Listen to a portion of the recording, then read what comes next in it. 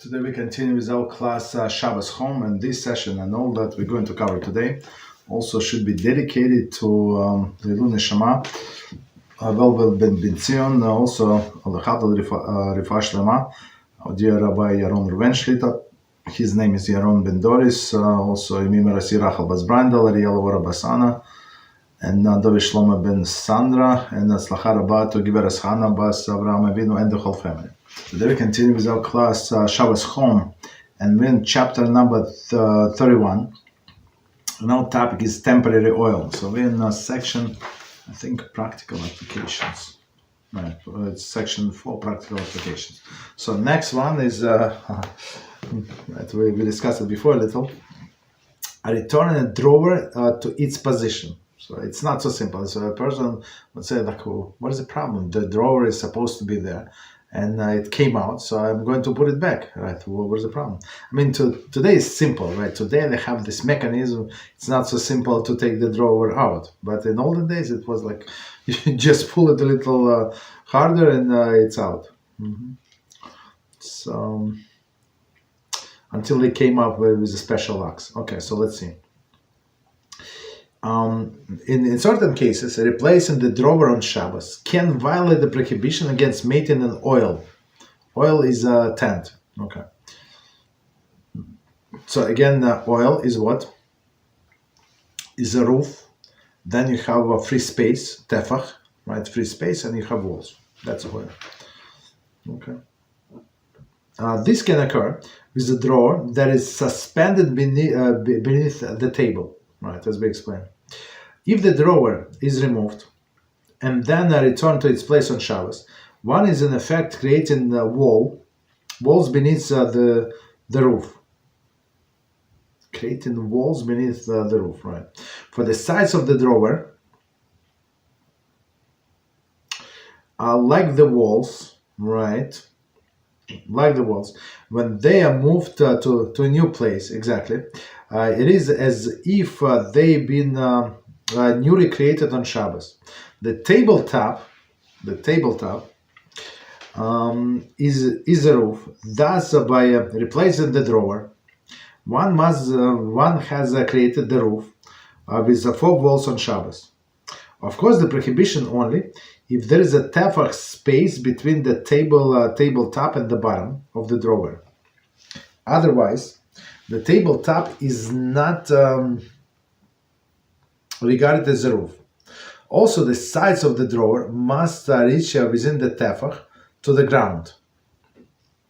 3 tefachim, I apologize, 3 tefachim to the ground. Usually it's the case, I guess, in the table. Okay, tabletop, okay.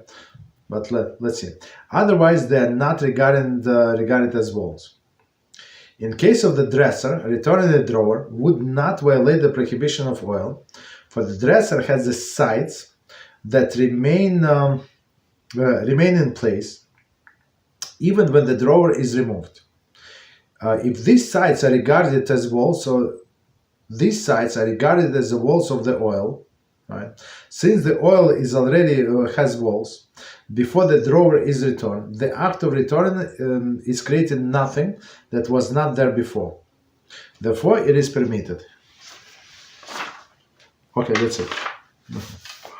So let's try to understand. So again, there are drawers. Some you can put back on Shabbos. Some you cannot. So the first case is if you have usually it's a desk. Is it table? Actually, I saw it where they see it, like some like a kitchen table, like I don't know, whatever they call it, island or so, right? And you have this tabletop, right? And it's like on like a table, but on the wheels. They call it island, like mobile island. And sometimes they would have drawer, so like a hanging.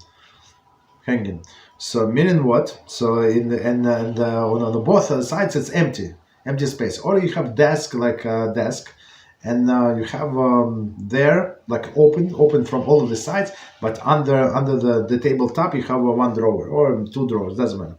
So they say if you put the drawer back, right, if you took it out by mistake or by accident, if you're going to put it back, there is a problem. Why? Because it's like you created walls under the roof, right? So walls under the roof was there, the tabletop, and the walls of the drawer, like if it right plus a tefach from the tabletop to the bottom to the drawer, like a bottom of the drawer. I think it's always. I mean, it's pretty shallow. I mean, like right. So I guess in majority of the cases, in majority of the cases it would be prohibited. Again, there is no walls. There is no walls like all open desk, like for legs, tabletop, and one drawer. But if it's a dresser, so in this case, it was an existing roof, and we built the walls. How we built the walls? We did not build. We just put this thing back. But we said it before. If a person moves these walls from one place to another, it is like luckily he built these walls in a different place. The example we gave this milk crate, right, or a box. Right, person moved this box or milk crate in another place, put on top a piece of plywood board and use a step ladder. So that's he built, like he did not build, but he moved it to a different place. It's like he built, and now he created a roof. But in this case, it's opposite. A roof was existing, right, and they built the walls under the existing roof, right. But in the case of dresser, it's different. How is it different? Because with the dresser, you usually they close on the sides, on three sides they usually closed. So meaning there were walls. So and the dresser top is a roof. So when person puts so meaning this oil in a sense, right, is already there. So when a person puts the drawer back, nothing is accomplished.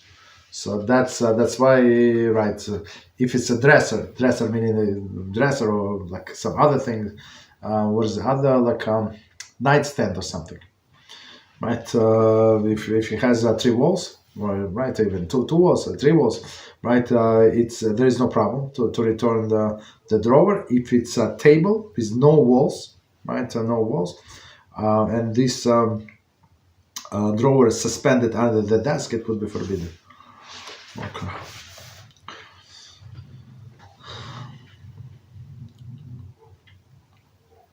I heard it from one guy, long time, young fellow, and he found it cute, and he remember, and he tried to impress me at least, with the thing that how he knows, and then ask another question. Another person did not know. So I mean, sometimes people try to remember by heart these things, and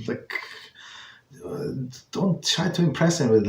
Try to impress yourself. Learn as much as possible of these halachas. And in my mind, the most important, I think, it's my personal approach to remember the logic. So if you remember this divine logic, as I suggest you can derive other things.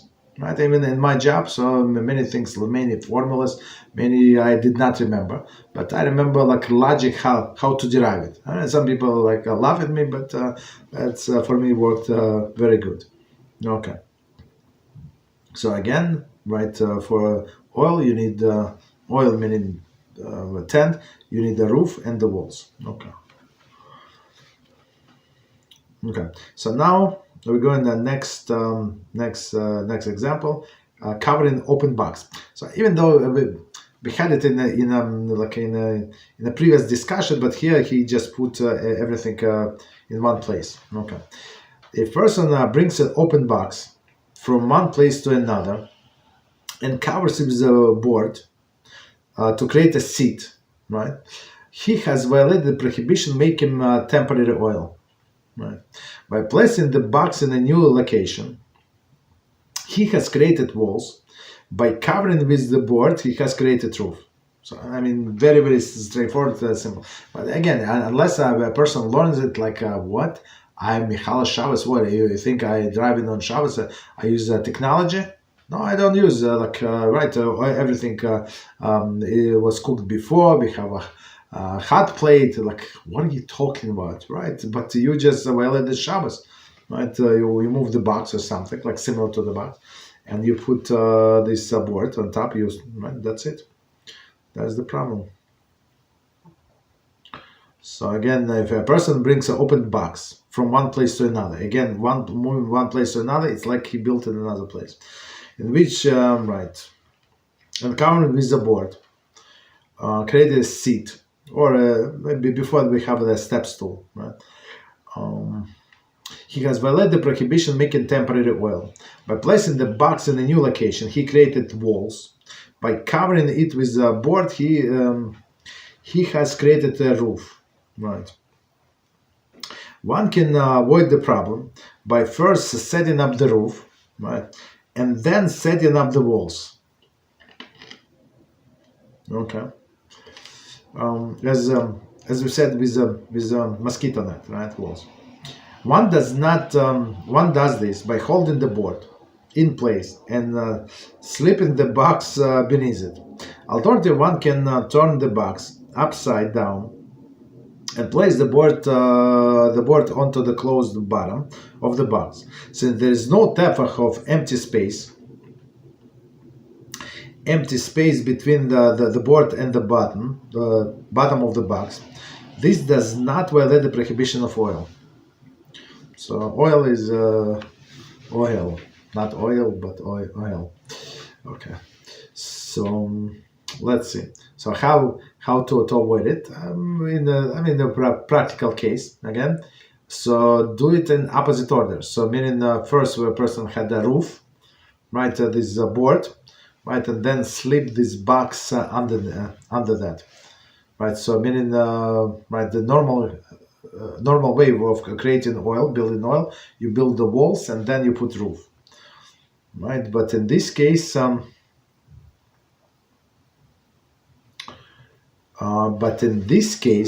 this case, person first build roof, and then he slide the walls. Okay, slide the walls. Just 1 second, board and slide in the box beneath it. Right. Alternatively, so me personally, I like the second approach, the more straightforward. So just turn this box upside down, so close side up. And you put the board, or you sit on it like that, no problem. Why? Because again, we said there is no tefach. There is no tefach space between the roof and the floor. So the question is, that's my question now. I'm just thinking out loud. What's the difference between this case, sliding the box, and putting in this? Sliding this drawer to under the desk. If you think about it, the roof is there, the table, the desktop is there, and you slide walls underneath. I'm not sure.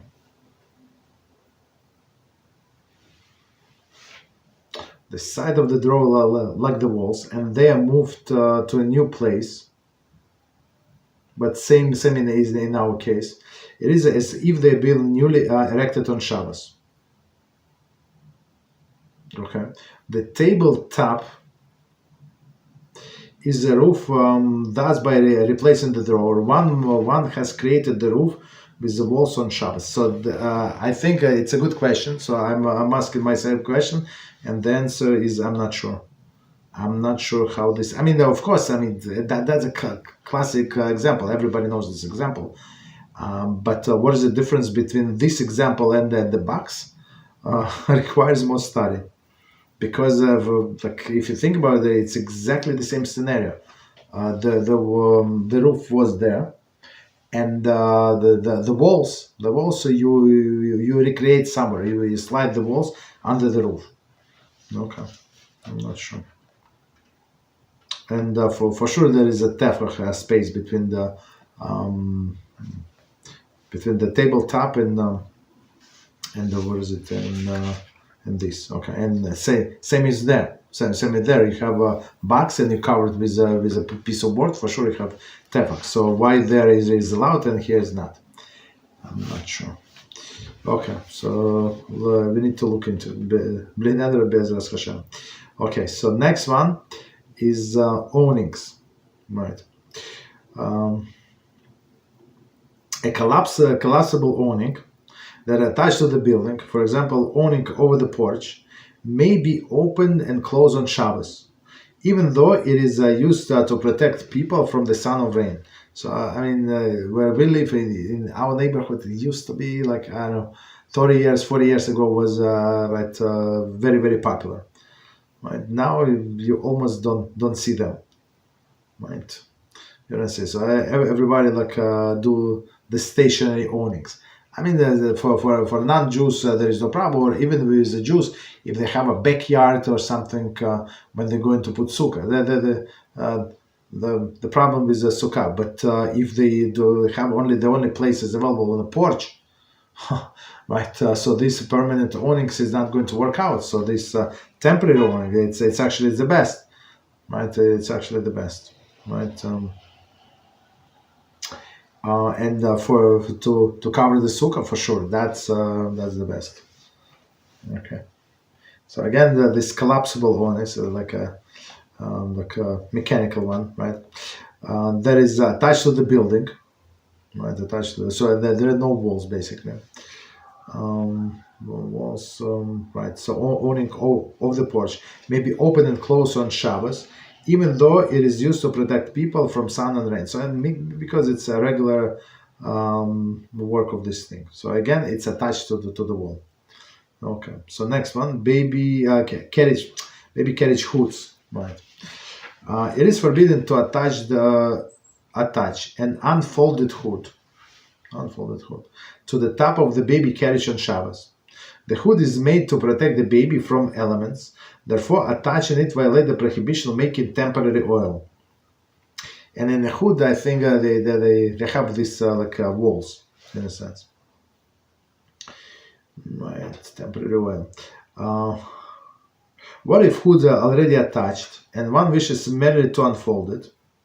In this case, the Poskim hold that that it is permitted, while others maintain it is forbidden. All agree, however, that if before Shabbos the hood was opened sufficiently to cover the area of tefach, right, as we said, tefach, right, 3.5, 4 inches, one is permitted to extend it fully on Shabbos. If possible, one should follow the stringent view and refrain from unfolding the hood of the carriage unless it has been opened at least tefach before Shabbos. In the case of need, one may rely upon lenient view. This dispute applies also to closing the hood of the carriage on Shabbos. Those who allow the hood to be open allow it to be closed as well. Those who do not allow it to be open do not allow it to be closed either. For by closing the hood, one in effect demolishing the roof. There is no double quotes, but when it said demolishing the roof, which is forbidden under the Melachot of Soiseir, demolition. I think it's next chapter. All agree that it is permissible to close it most of the way, right? So as long as the one leaves a tefach, it is open. Of it open, right? If possible, one should follow the stringent view. Okay, so let's do from the beginning. So actually, again, all of these things it's we mentioned before just briefly, but now has a more detailed explanation with examples. So again, carriage code. So again, carriages are allowed only if we have Eruv there. If there is no Eruv, no carriages is allowed. It should be obvious. That's why people pay more to be in the area covered by Eruv, kosher Eruv. And some people they create their own a local Eruv, for even a few blocks when this community lives, for example, right? And even though the rest of the community is Jewish, they have many synagogues, there is a religious neighborhoods. What I mean, Borough Park, right? There is Borough Park, right, in Brooklyn, holy city of Brooklyn. So and they some of them do not hold by Eruv, right? But some of them do. So and whoever do, they it's sounds looks a little strange, or a little strange, because many other Hasidim they would not carry, but these people, because of the Rebbe, so they created local eruv. I mean, technically it's simple to maintain it, because only the few city blocks. Okay, I can compare it like to huge one around the whole neighborhood.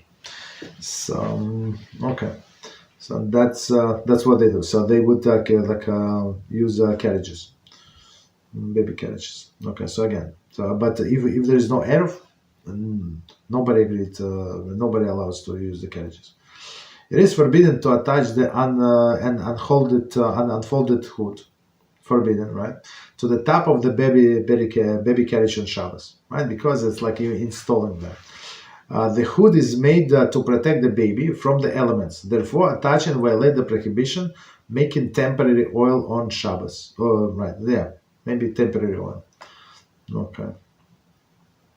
Right. So also proper for a person to maybe to have some checklist or something like what I need to do before Shabbos.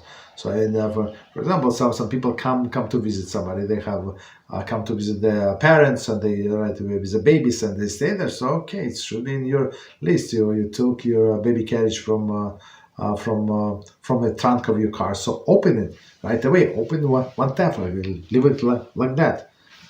Understand? So it should be done automatically. And right, of course, as we said, in the case of the great need, you can go and rely on linear opinion. Why should you? Right? So if it's so simple to escape. What is the hood is already attached, right? And right. So now usually when they go somewhere with the baby carriage, the hood is attached. So that's actually the second part. What if hood is attached and one wishes to merely unfold it? So to attach it on Shabbos, not allowed. But if it is attached but is completely folded, right?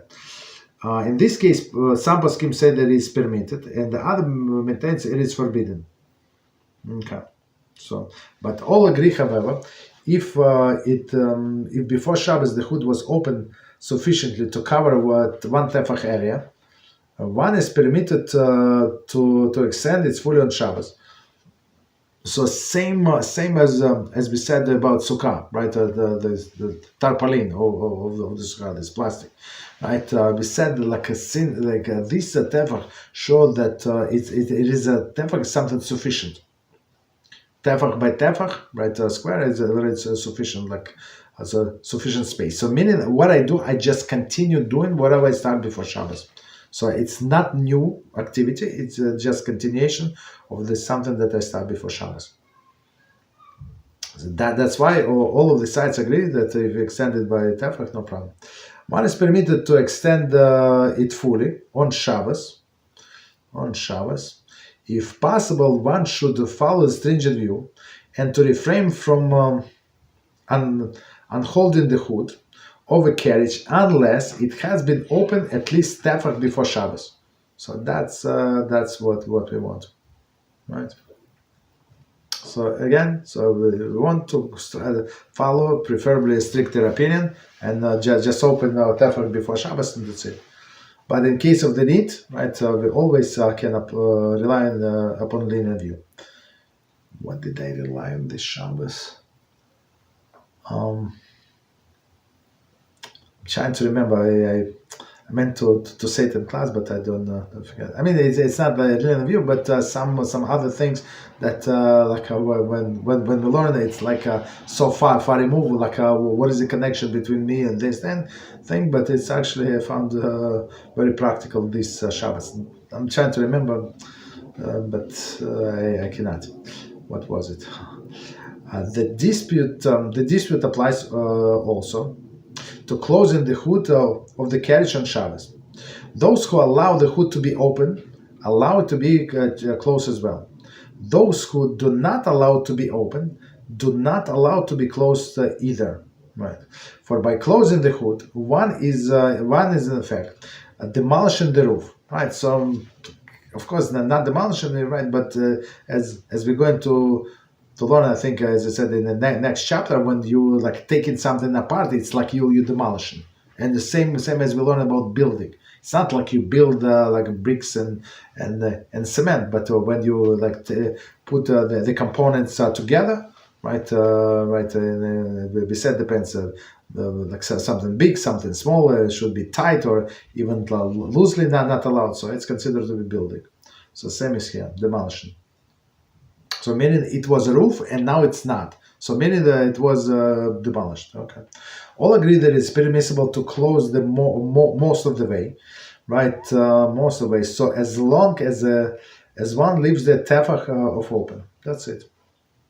If possible, one should follow the stringent view. Okay, so next topic is mosquito nets. One is forbidden to spread mosquito net over the carriage or crib on Shabbos. Okay. However, if the net was placed with a tefach already extended over the carriage or crib before Shabbos, one may extend it fully on Shabbos. For in that case, one is merely adding to an already existing roof. Similarly, if the foot of the carriage was extended extended tefach before Shabbos, one may place a mosquito net over the rest of the carriage on Shabbos. Since the roof formed by the net is deemed as an extension of the existing roof formed by the hood. Right. According to those who permit the hood to be unfolded on Shabbos, right? See previous headings, right? One may unfold the hood and spread the mosquito net over the carriage on Shabbos. So again, it's like a continuation of the action, right? One must be careful to spread the new section of the netting from the point at which the original tefach of the hood or netting ends. So I mean, we're going to explain what it means. It makes the whole lot different, right? One may not begin spreading it from the other end of the carriage. I mean, I think the same thing we said about this tarpaulin, about Sukkah. Even according to those who hold that one may not open the hood of carriage on Shabbos, right? There is still a practical way of placing mosquito net over the carriage on Shabbos without violating the prohibition of oil, namely by having one person hold the net spread wide, while another person pushes the carriage beneath the net. Right, so meaning that it was a roof and they created the walls. So again, I'm not sure about this. What is it? The drawer in a desk. I mean, of course there is an explanation, but it's not so obvious, or it's very simple, very obvious. That's why I cannot think of it. Since the roof is being created before the walls, it is permitted. When one removes mosquito net from the carriage on Shabbos, one must be careful to leave the tefach of the net covering the carriage until after Shabbos. For if one removes the net entirely, he is considered to be demolish the roof, which is forbidden under the Melachot of Soser, demolition. Okay, so let's do the net again. So again, I mean today there is like a separate attachment, this net, right? This net. But in olden days, like you buy the net like separately. You can buy separate. Would have been separately. Like you can buy screens, like to replace the net in your screens. In window screens, you can buy this net. It says selling in rolls, right? So very interesting. So again, from the beginning, one is forbidden to spread mosquito net over the carriage on Shabbos. Okay, we said that. So why? Because again, we create a new roof. However, if the net was placed with a tefach of its extended over the carriage or crib, right? Because it should lay on top before Shabbos, one may extend it fully on Shabbos. But again, how you extend, you pull from where it ends, right? So that's the idea, right? So 1 second. The whole sentence. However, if net was placed with a tefach of its extended over the carriage or creep before Shabbos, one may extend it fully on Shabbos. We said that. For in that case, merely adding to existing roof, so continuation of action is allowed. Similarly, if the hood of the carriage was extended a tefach before Shabbos, right, one may place the mosquito net over the rest of the carriage. So meaning it's not the new roof, it's like adding to that roof. Okay.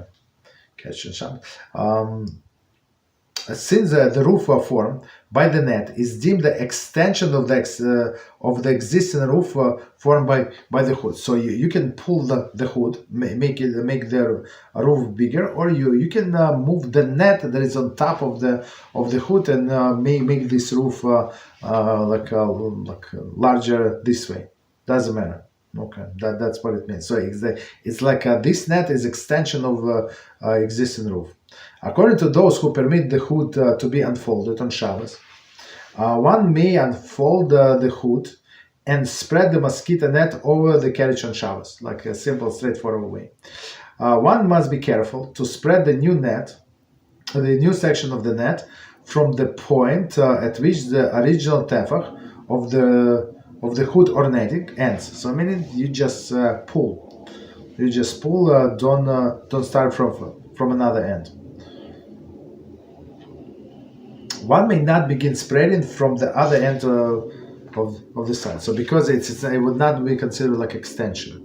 Even according to those who hold that one may not open the hood of carriage on Shabbos, so the stricter opinion, there is still practical way of placing the net over the carriage on Shabbos without violating the prohibition of oil.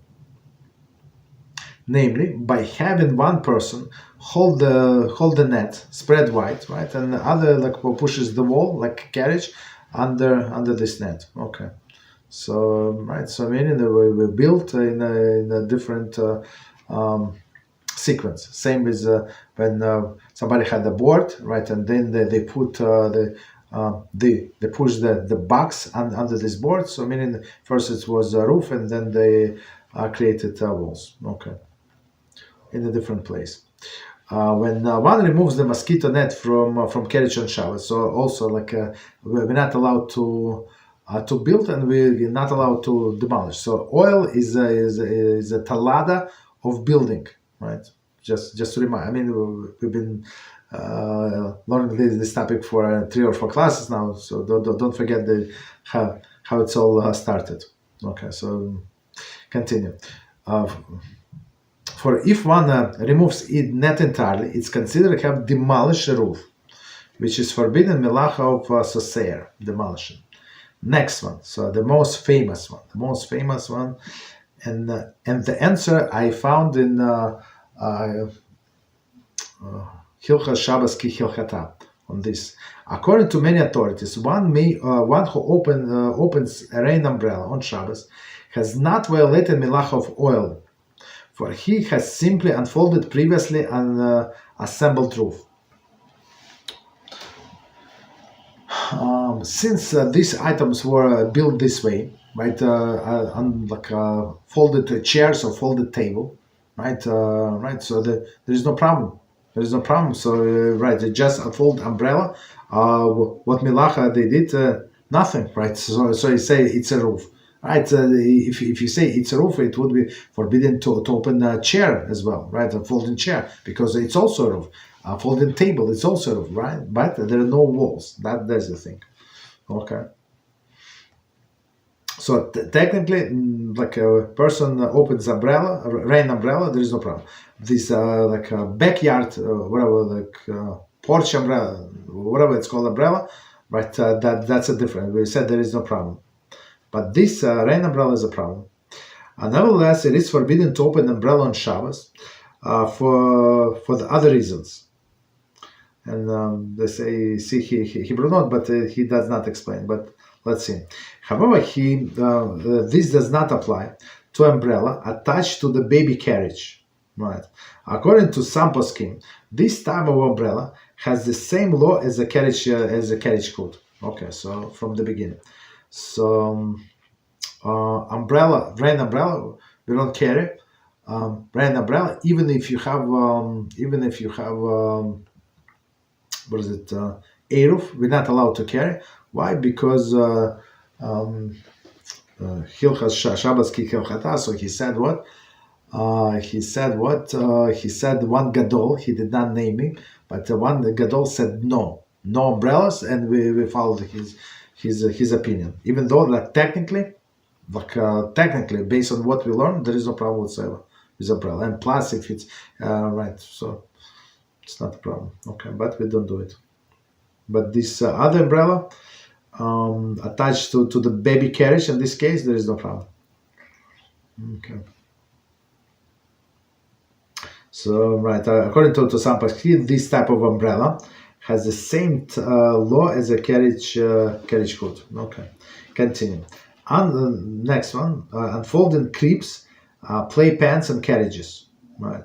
In general, it is generally permissible to unfold cribs, playpens, and or baby carriages on Shabbos, provided that one does not tighten any screws or bolts to hold them open. So usually it's like a click, and that's it. Right? There is like springs. Like usually there's no bolts. In olden days, yeah, there were bolts, but today not, especially in cribs. Right. However, so if there is no tighten any screws or bolts, there is no problem. Okay. However, there are cases in which unfolding a portable crib might violate the prohibition of making an oil, and this can occur when the crib has removable bottom. I mean, I'm not sure if they all have a removable bottom. Okay, but okay, right. When the crib has a removable bottom, right? There is more than a tefach from the ground. So I think majority of them tefach from the ground, and the sides of the crib are reached within the three tefachim to the ground. In this case, the bottom of the crib is regarded as a roof, while the sides are regarded as walls. Therefore, one may not assemble a crib in the usual manner by the first setting out the sides and then assorting the bottom. Rather, one person must hold the bottom of the crib in the air, while the second person slips the walls around or under it. Okay, commentary. Okay, let's try to review and then we see the commentary. So again, our topic is oil, right? Tent. So tent meaning it's not allowed to have roof. Roof is one tefach from the floor, right? And walls, there is a 3 tefachim to the ground. So the tefach is 3 tefachim, like 9 inches to 12 inches, plus 12, let's say 11, 12 inches, right? If they have walls, I mean in the sun, sometimes they have legs, like this what is it? Cribs legs, and they have wheels. So sometimes it's more than 3 tefachim, and it would not be a problem, right? But sometimes it's walls like front and back, they're closed. So that's in this case it's going to be a problem. So I guess it depends on the design. So from the beginning. However, there are cases in which unfolding a portable crib might involve the prohibition of making an oil. Right. So meaning they moved to they came to their parents, so in-laws or something. Like an in-laws, of course, they bought themselves crib, and they didn't need it every day, right? Only when they when the children come with a baby, right, and then they have to unfold it. So, but they have to remember, or you have to remind them to do it before Shabbos. Before Shabbos starts, everything must be prepared. If they, for example, if they're older a little, they don't know how to set it together. So, I mean, of course, like we assume the children would come before Shabbos, but it must be the first thing that they do, like to set up the script, because otherwise it might be Shabbos violation. Right, this can occur when a crib has a removable button, right, that more than one tefach from the ground. Again, in my mind, I don't understand how it could be less than tefach from the ground. But he just said just because he had to say it, which just makes sense. And the sides of the crib reach within the 3 tefachim of the ground. So side must, what is the side? Side meaning the wall must be at least tefach wide. So meaning if you have just legs, like beams like legs, it's not considered to be walls. So if you think about it, so it's not a problem, right? Tefach towards the ground. In the case the bottom of the crib is regarded as a roof, while the sides are regarded as walls. Therefore, one may not assemble the crib in the usual manner, right? Because meaning walls and then roof, meaning the bottom, right? Rather, one person must hold the bottom of the crib in the air, while the second person slip the walls from around it. Okay, no problem. I mean, it's very convenient, but what can you do? Commentary. One may not hold up these items on Shabbos. One may not fold this item on Shabbos to prepare them after the Shabbos, right? Folding them is permitted only for the Shabbos use. For example, to transport them to another location or the access to the area they're blocking. Okay, so that's a beautiful insight. So yes, you're allowed to unfold them if needed, but you are not allowed to fold them to prepare after Shabbat. So if you need this room, like it's a living room, so for example, different room, so and now it's in your way, like you cannot walk around, right? So in this case, you would be allowed to fold them. Otherwise, it's not allowed to fold them because it's a preparation for a weekday. Next one, adding a wall to a sukkah. Sukkah must have 3 walls to be valid. If one sukkah has only 2 walls, one may not make a halachically valid by adding a 3rd wall on Shabbos. Right? Since the wall has a halachic impact, it is regarded as significant structure. Therefore, adding it violates the prohibition making temporary oil. Okay, so let's do from the beginning. So again, the wall could be 1 tefach, so two good walls and one a little extension, basically. Okay. So and wall of the house could be 1 wall. So our sukkah stands because we don't have room. It's close to the wall of the house, but we don't use it, right? I mean, it's close from all 4 sides, and of course there is a door. Okay, so again, from the beginning. The sukkah must have 3 walls to be valid. How is it 2 walls? I don't know. Maybe it's standing close to the wall of the house, but that is not touching. So, I mean, for privacy, yes, there is a wall, but it's not considered to be a wall. Okay, because it's not connected to other walls. It's just next to it. Okay, so 3 walls to be valid, right? So a person cannot add a 3rd wall on Shabbos, since this wall has halachic impact, right? It is regarded as significant structure. Therefore, adding it violates the prohibition making temporary oil, right? And plus, it does not say, but now we're already smart. We know there is a melacha makik bepatish, like striking the last blow. So before that, meaning improving thing, right? Before that, it was not a valid sukkah. So the prohibition of oil is one thing, but I'm thinking from different direction. So meaning you will be now you're allowed to say blessing on sitting in the sukkah, the Shiur sukkah. right? Like when you have two walls, you're not allowed. Okay.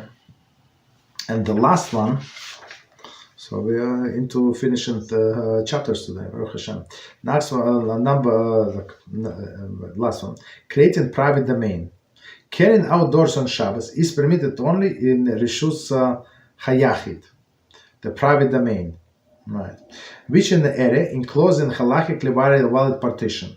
If a person neglected to erect partition before Shabbos, he may not do so on Shabbos, since the partition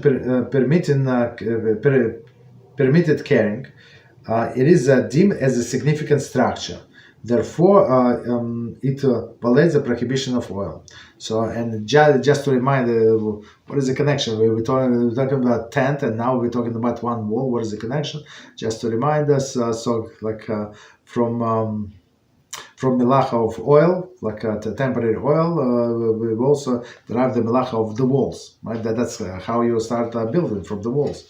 So, and if this wall halachically changes something, as an example that we have mechitza for downing, does not change anything, and mechitza, in order to, if a person needs to go to the bathroom in the same room with the books, yes, that's a halakhic big difference. Right, so same as here. So meaning that they want to build a wall, right, or something like it's not wall, but some temporary thing, right, in order for a person to allow to carry, right, in a private domain. So right, so that's would violate the prohibition of making oil. All right, we stop here.